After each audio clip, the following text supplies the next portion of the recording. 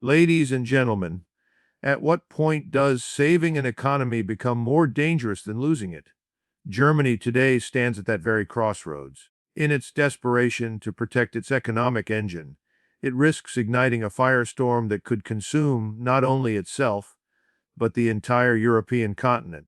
When a nation begins to value immediate survival over long-term stability, it steps onto a path that history has repeatedly shown to be perilous.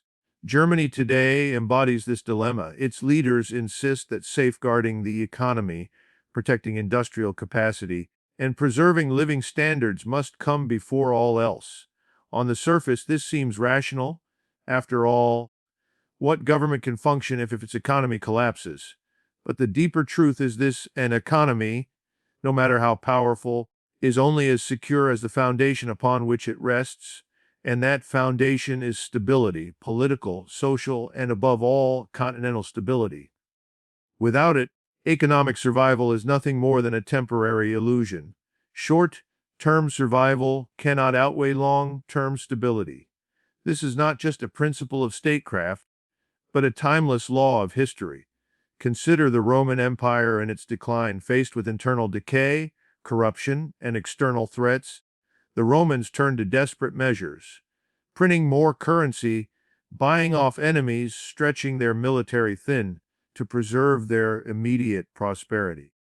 But ultimately, the empire collapsed because survival had been purchased at the expense of long-term stability. Germany risks repeating a modern version of that story. Think about the present situation. In the face of energy disruptions, inflation, and pressure from its allies, Berlin has made choices that prioritize short-term economic relief, importing energy at inflated costs, subsidizing industries on the edge of collapse, and aligning policies with transatlantic interests that may not serve Europe's long-term security. These measures buy time, but they also mortgage the future. The question every German citizen, and indeed every European, should be asking is this: how much time are we really buying, and at what cost? Imagine standing on the deck of a ship that is taking on water. The crew rushes to bail out the water with buckets, and for a few hours it seems to work. But below the deck, the hull remains broken, and the ocean keeps pouring in. Germany is that ship. The buckets are its short-term economic strategies, but the hole in the hull is its lack of long-term vision for stability. Unless the hole is repaired, unless policies shift towards sustainability and independence, the ship will eventually sink, no matter how furiously the crew bails. There is a dangerous temptation for any nation under pressure to cling to what looks like an immediate solution. It feels safe. It feels necessary. Leaders can stand before their people and say, "Saved your jobs. We kept your factories running. We protected your standard of living." But what they fail to say is that these protections come at the expense of growing insecurity across Europe, of increased confrontation with Russia, of economic imbalances that strain the European Union itself. Stability is being traded away quietly, piece by piece, in exchange for short-term survival. There is nothing easier for politicians than promising survival today. It wins headlines, it calms the public, and it buys time, but real leadership is not about buying time, it is about building a future. Germany must understand that an economy can recover from downturns, recessions, or even shocks as severe as war. But if Europe itself destabilizes, if alliances fracture, if wars expand, if social unrest grows, there will be no economy left to save. That is why the choice between survival and stability is not really a choice at all. Stability must always come first. What is the greater risk?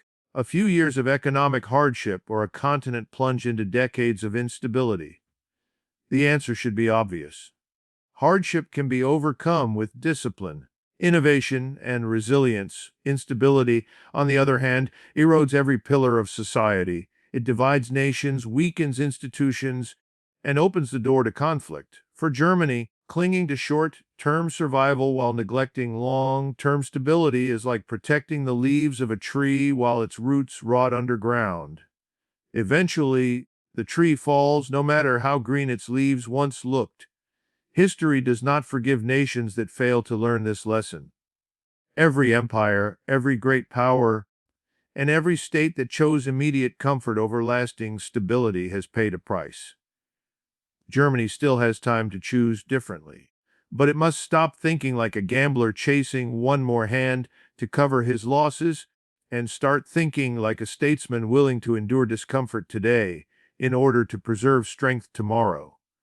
The economy is vital, but stability is the soil in which every economy grows. Without it, no amount of money, no level of industry, and no government policy can protect a nation from decline. Germany must ask itself one defining question. Will it continue to trade the security of Europe for the illusion of short-term survival, or will it summon the courage to prioritize stability and safeguard the future? Because when the choice is survival today or stability tomorrow, only one guarantees that there will even be a tomorrow worth surviving. Prosperity without independence is a fragile illusion. At first, it dazzles, it inspires confidence, it makes a nation appear powerful and secure. But beneath the surface, prosperity built on dependence is a house constructed on sand, impressive to the eye but destined to collapse when the ground shifts. Germany's current predicament proves this point with brutal clarity.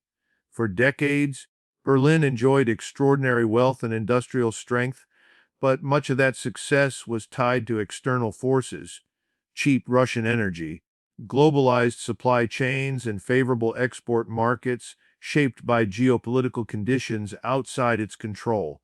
What looked like sovereignty was, in truth, vulnerability disguised as prosperity. Ask yourself, what does it mean for a nation to be prosperous if it cannot make independent choices? Germany's leaders like to point to their GDP, their advanced industries, their role as Europe's engine. Yet, when their energy pipelines were cut, when Washington and Brussels demanded alignment with transatlantic policies, when trade disruptions cascaded through supply chains, Germany discovered that its prosperity was not anchored in independence. It was tethered to decisions made elsewhere, by other powers under other priorities. Independence is the only shield that can protect prosperity. Without it, wealth becomes a leash, pulling a nation in directions it may not wish to go. Consider the dilemma Germany faces today. Its factories need power, its workers need jobs, its exports need markets. Yet the energy crisis, triggered by the war in Ukraine and the rupture with Russia, exposed the fragility of this entire system. For decades, Berlin believed it could build prosperity on pipelines, on the goodwill of foreign suppliers, and on the assumption that geopolitical stability would never break. That assumption has collapsed. What followed was not just an economic shock, but a political reckoning. Prosperity that depends on external control is not security, it is dependence dressed up as success.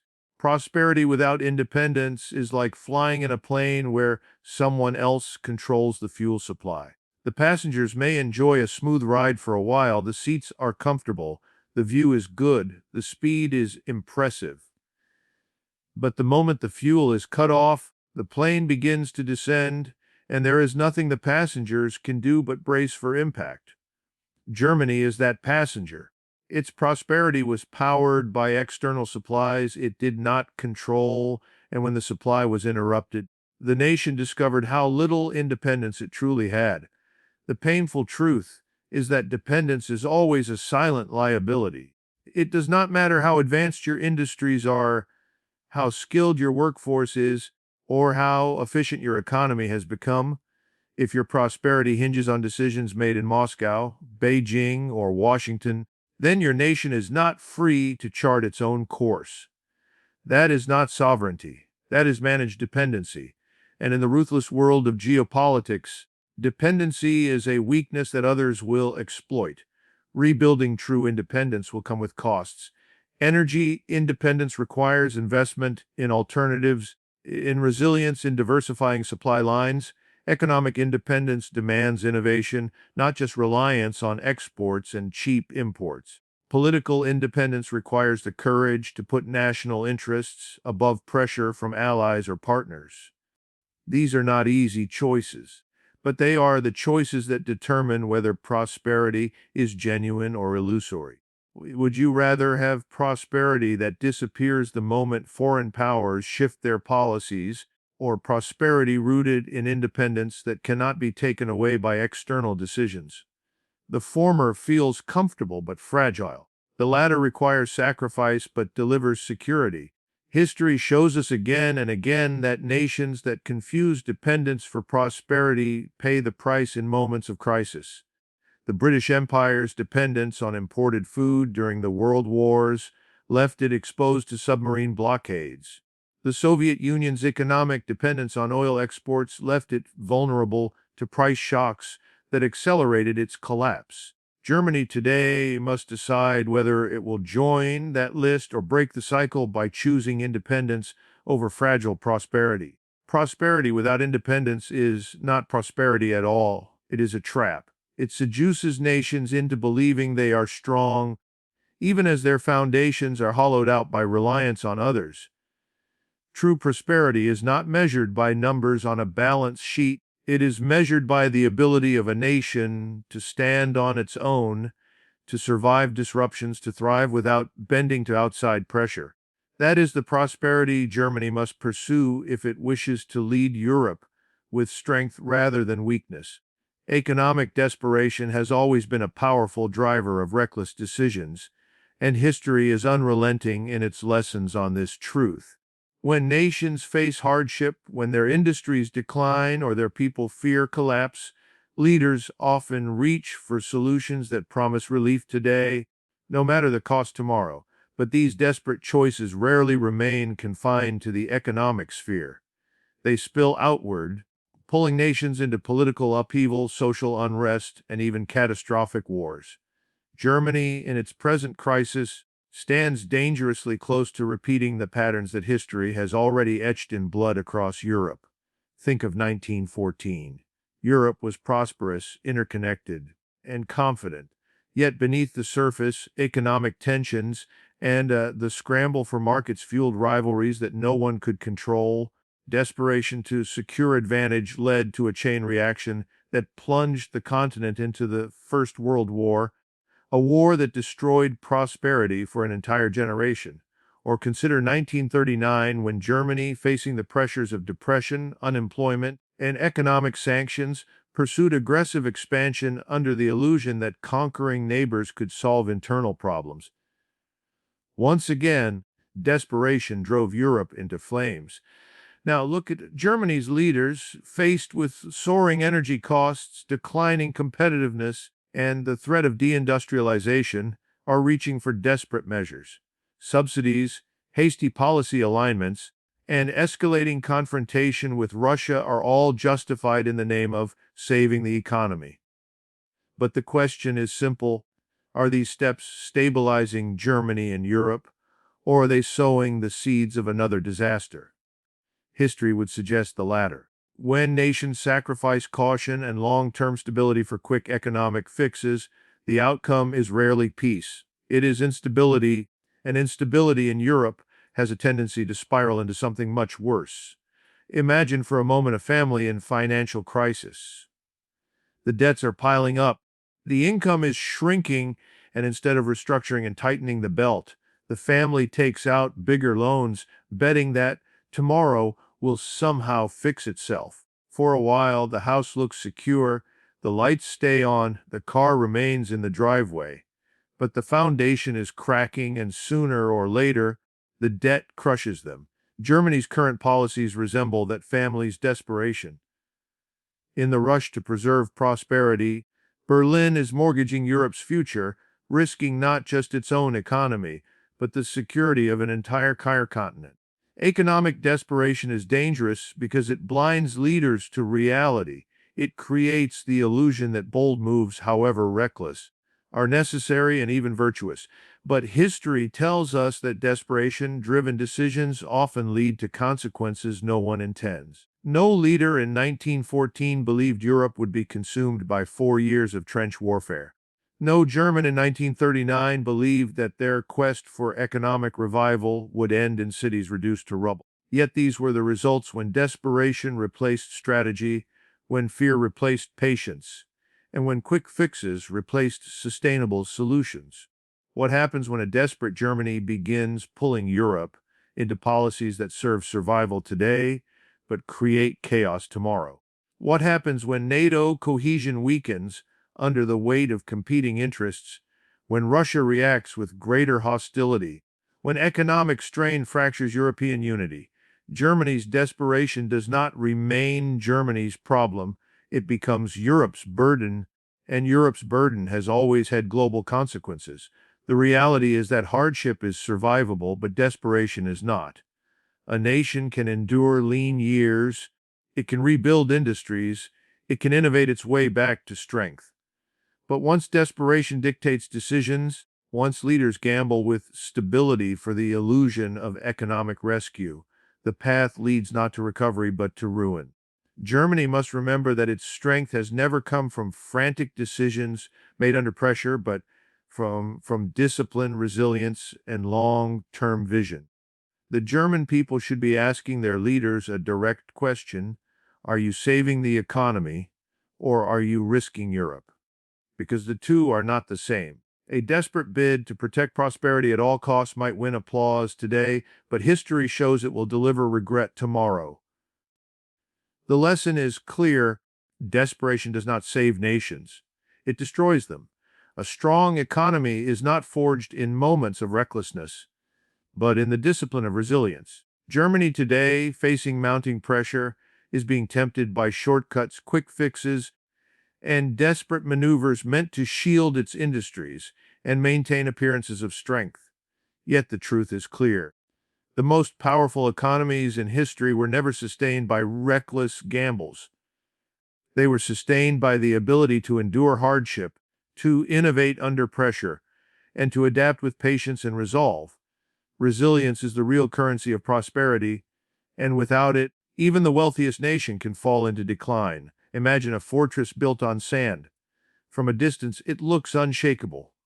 The walls are high, the towers imposing, the banners flying proudly.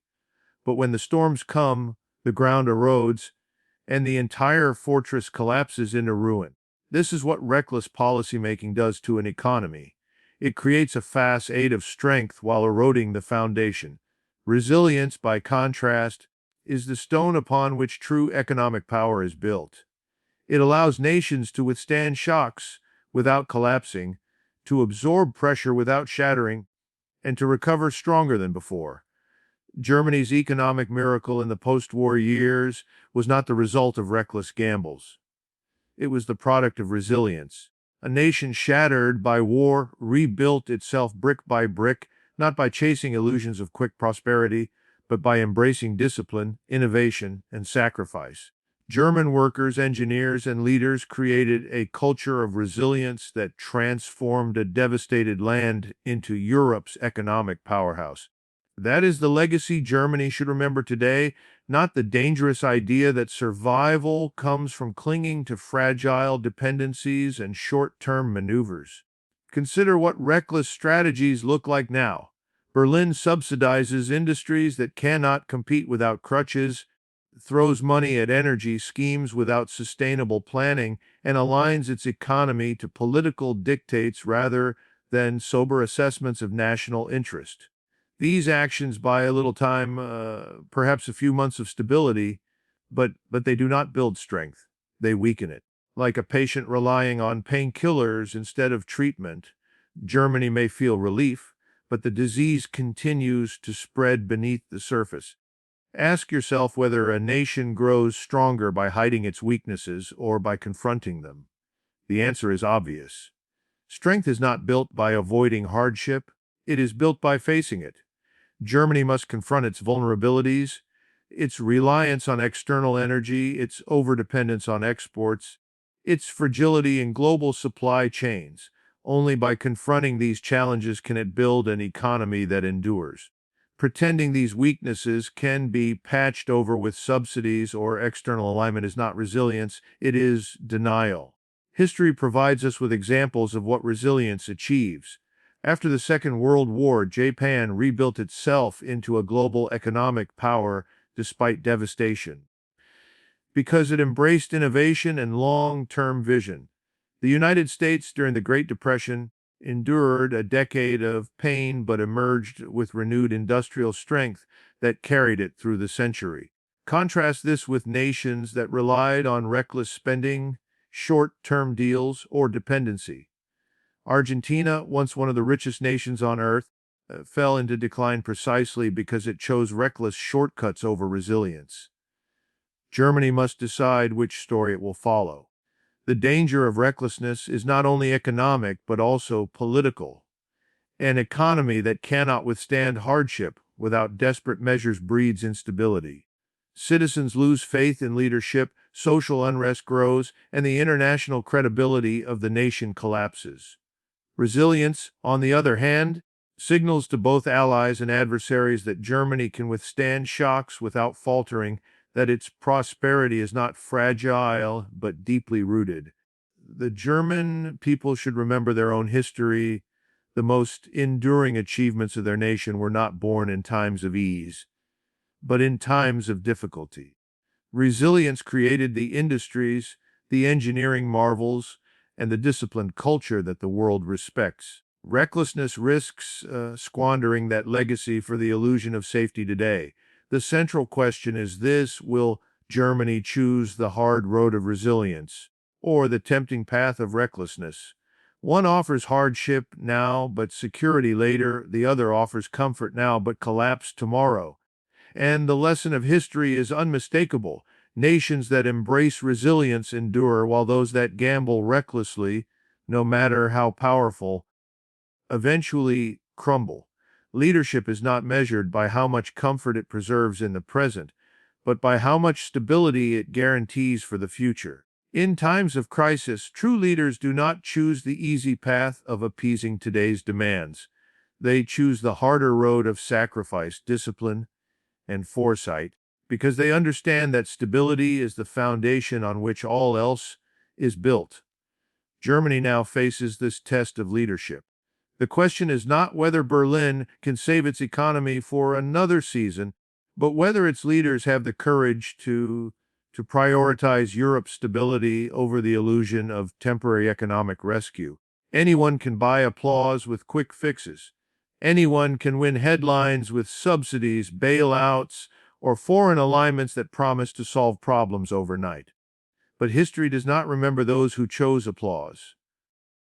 History remembers those who chose responsibility. Leaders who put stability first are often criticized in the moment, seen as too cautious, too slow, too unwilling to gamble. Yet in hindsight, they are the ones who preserve nations, protect societies, and secure futures.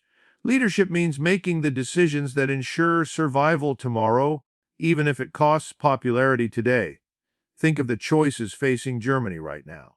On one side lies the temptation to throw more money at industries that are losing competitiveness, to take on debt that future generations will pay, to align policies with external powers that demand loyalty, but offer no lasting security. These paths feel easy. They give the illusion of relief. They shield the public from pain for a short while, but they do not solve the deeper issue of stability. They defer it, and in deferring it, they magnify the eventual crisis. On the other side lies a much harder road: restructuring, diversifying energy, investing in innovation, and asserting independence even when allies pressure otherwise. This road demands sacrifice. But it is the road of real leadership. The German people themselves must ask, do we want leaders who preserve comfort today at the risk of instability tomorrow, or leaders willing to make hard sacrifices now so that Europe remains stable, secure, and sovereign? The first kind of leader is popular in the short term but leaves ruin behind. The second kind may face criticism but leaves behind the stability on which prosperity can be rebuilt. That is the dividing line of true leadership. Consider the lessons history has already given us. Winston Churchill in 1940 was not popular for telling the British people to brace for hardship. Yet his choice to sacrifice comfort for stability preserved Britain's survival and ultimately victory. In contrast, leaders who promised easy prosperity at the expense of stability, whether in pro-war Europe or in collapsing empires elsewhere, delivered only disaster. The hook here is simple but powerful: leadership without sacrifice is not leadership at all. It is performance. And performance does not save nations. Germany's present path reveals a lack of this understanding. By attempting to preserve economic comfort through subsidies and dependence, its leaders are sacrificing stability for illusion. They are choosing popularity today at the expense of security tomorrow. But real leadership would look different. It would mean telling the German people the truth, that the road to independence and stability will involve hardship, but it is a hardship worth enduring. It would mean putting the integrity of Europe's stability ahead of short-term economic gain. And it would mean accepting criticism today for the sake of safeguarding the future. People will forgive temporary discomfort. They will not forgive the loss of stability. Nations endure recessions, depressions, and hardships. They adapt, rebuild, and rise again. But nations consumed by instability do not recover in the same way. They fragment, weaken, and lose their voice in the world. That is why leadership demands sacrifice for stability. It is the only guarantee that a nation will have the opportunity to prosper again when the crisis passes. Germany, as Europe's economic engine, carries a responsibility larger than itself. Its choices ripple outward into every corner of the continent. If its leaders prioritize temporary comfort over stability, the consequences will not stop at its borders. But if Germany demonstrates the courage to put stability above all else, even at the cost of short-term prosperity, it can anchor Europe through turbulence and secure a foundation for future growth. That is the kind of leadership history honors, the leadership that chooses sacrifice, not applause. Peace is the bedrock upon which prosperity rests, the foundation without which no economy, however strong, can endure. Factories, trade routes, financial systems, and industries all depend on stability to function. Without peace, the lights go out in workshops, the flow of commerce halts, and markets collapse. Yet in moments of pressure, leaders often forget this truth. They begin to imagine that prosperity itself can sustain security, that wealth can substitute for peace. But history proves the opposite. Peace creates the conditions for prosperity, not the other way around. Germany today must confront this reality because in its attempt to protect its economy, it risks undermining the very peace that makes prosperity possible. An economy can always be rebuilt, but a continent consumed by war cannot be easily restored. Money lost can be earned again, industries can be revived, and markets can recover.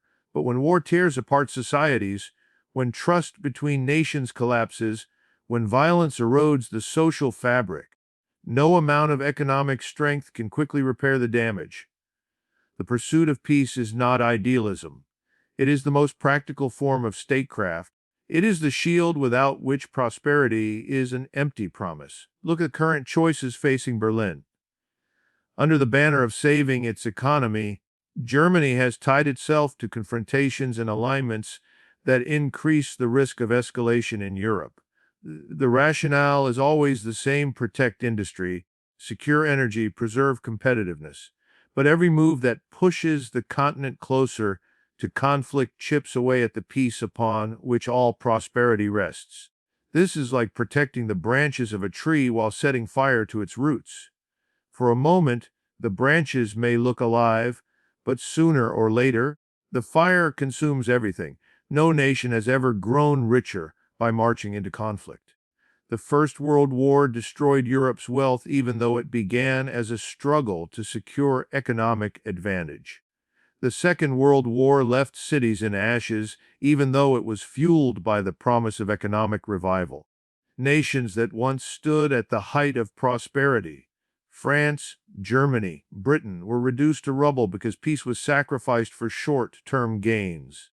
If Germany believes it can gamble with peace in order to secure prosperity, it is ignoring the most brutal lessons of its own history. Peace is not weakness. Peace is strength. It takes more courage to preserve stability than to gamble with confrontation. Economic hardship can be endured if peace is preserved, because peace provides the time and the space for recovery. But if peace is lost, hardship becomes permanent, because the engines of prosperity cannot function in the chaos of war. Germany must recognize that by prioritizing peace, it protects not just its own economy, but the prosperity of an entire continent. Imagine for a moment two futures. In one, Germany endures several years of economic difficulty but maintains stability. Factories struggle, energy costs rise, and people make sacrifices, but Europe remains at peace. Over time, innovation, resilience, and adaptation rebuild prosperity. In the other future, Germany avoids short-term pain by tying its survival to confrontations that destabilize Europe. The economy appears stable for a moment, but war spreads, alliances fracture, and the continent descends into chaos. In that world, there is no economy to save. The lesson is clear: peace buys time, and time is the most valuable resource for recovery. The German people must ask themselves, do we want leaders who gamble with peace to protect comfort today, or leaders who safeguard peace to ensure prosperity tomorrow? The answer defines not just Germany's future, but Europe's survival. The illusion that an economy can be saved while peace is sacrificed is the most dangerous lie of our time. Prosperity is replaceable, but peace is not. Prosperity can be lost and rebuilt. Peace, once destroyed, takes generations to restore. Germany must therefore understand that protecting peace is not a secondary goal. It is the highest responsibility of leadership. Only by defending peace can Germany secure the prosperity it seeks, and only by placing peace above temporary comfort can Europe avoid repeating the tragedies of its past.